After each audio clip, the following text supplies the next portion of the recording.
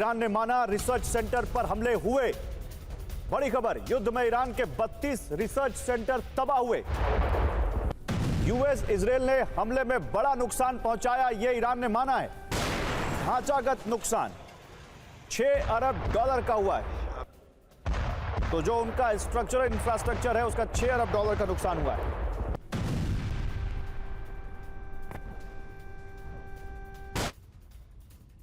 और एक बड़ी खबर है, खाड़ी में जंग और भड़कने के आसार बढ़ गए हैं।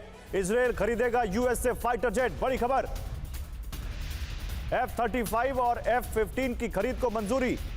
$119 अरब के सौदे को मंजूरी दी गई है।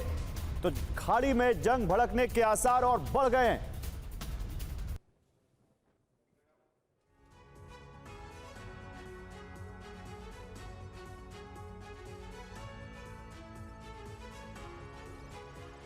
तो अरब सागर की लहरों से इस वक्त महारण की गूंज सुनाई दे रही है। खबर आ रही है समझौते की कोशिशें खत्म हो चुकी हैं और विकास का विध्वंस का ब्लूप्रिंट पेंटागन में तैयार हो चुका है। सेंटकॉम चीफ का अचानक यूएसएस त्रिपोली पर पहुंचना कोई सामान्य दौरा नहीं, बल्कि ईरान के सीने पर प्रहार की अंतिम तैयारी है। एक तरफ ट्रंप ने सुलह की हर उम्मीद को ठुकरा दिया है, तो दूसरी तरफ इजरायल में नेतन्याहू की सीक्रेट मीटिंग ने युद्ध के अलार्म बजा दिए। अमेरिकी हथियारों का जखीरा इजरायल पहुंच चुका है और ईरान के आसमान में मंडराते स्पाई प्लेन गवाही दे रहे हैं कि अब ब्लफ गेम खत्म, अब सिर्फ रण का दूसरा चरण शुरू होने वाला है। अरब सागर कभी भी धधकने वाला है।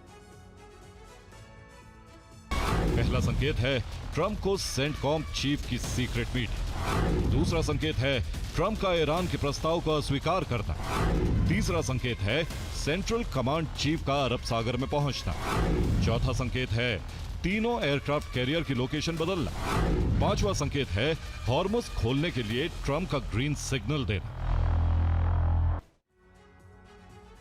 तो ईरान पर हर वक्त निगरानी रखी जा रही है और उसकी जानकारी पेंटागन वॉर रूम में पहुंच रही है, जिसकी लगातार व्हाइट हाउस को ब्रीफिंग दी जा रही है। मध्य पूर्व के हर हालात की जानकारी ट्रंप को मिल रही है।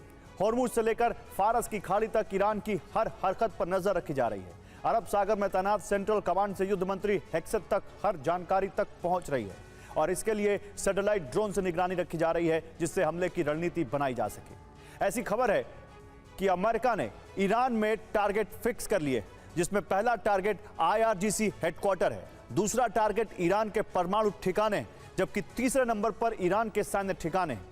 फिर हॉर्मुज स्ट्रेट से ईरान का कंट्रोल हटाना, इससे आगे ऑयल टर्मिनल और हॉर्मुज में आइलैंड पर अमेरिकी कब्जे के लिए हमला कर सकता है।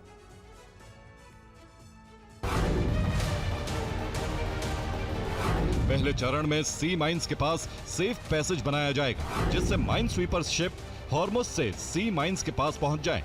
इस दौरान सैटेलाइट से निगरानी की जाएगी। दूसरे चरण में हॉर्मुज क्लीनिंग की तैयारी है, जिसमें युद्धपोत से सी माइंस एरिया को घेरा जाएगा और फिर सी माइंस डिटेक्ट की जाएंगी, जिससे उन्हें नष्ट किया जा सके। तीसरे चरण में माइंस को नष्ट करने का ऑपरेशन शुरू होगा। इसके लिए सोनार तकनीक का इस्तेमाल होगा। सी ड्रोन या टॉर्पीडो का इस्तेमाल करके सभी सी माइंस को ध्वस्त कर दिया जाएगा। और हॉर्मुज में तनाव बढ़ रहा है क्योंकि अमेरिकी युद्धपोत हाई अलर्ट पर है और तनाव ट्रंप द्वारा ईरानी प्रस्ताव खारिज होने से बढ़ा है। इस बीच डोनाल्ड ट्रंप ने ईरान पर हमले के संकेत दिए। अरब सागर में अमेरिका ने तैनाती बढ़ाई है। इस बीच ईरान की तरफ अमेरिकी युद्धपोत बढ़ रहे हैं। हॉर्मुज में ईरान ने भी डिप्लॉयमेंट बढ़ाया है। हॉर्मुज कमांड सेंटर भी हाई अलर्ट पर है। समंदर का शिकारी यूएसएस त्रिपोली अलर्ट पर है, जहां सेंट्रल कमांड चीफ पहुंच गए। ब्रैड कूपर ने नेवल कमांड सैनिकों से बात की है। 48 घंटे पहले ट्रंप को कूपर ने ब्रीफिंग दी थी। ब्रीफिंग के तुरंत बाद अरब सागर पहुंचे। अब अंदेशा है यूएसएस त्रिपोली से अमेरिका ईरान पर हमला कर सकता है। यूएसएस त्रिपोली 3,500 सैनिक यूएसएस त्रिपोली पर तैनात हैं। 20 स्टेल्थ फाइटर जेट तैनात हैं। 12 वर्टिकल टेक ऑफ विमान भी मौजूद हैं। 30 कॉम्बैट हेलीकॉप्टर की तैनाती है। 10 डिफेंस सिस्टम और लॉन्चर भी हैं।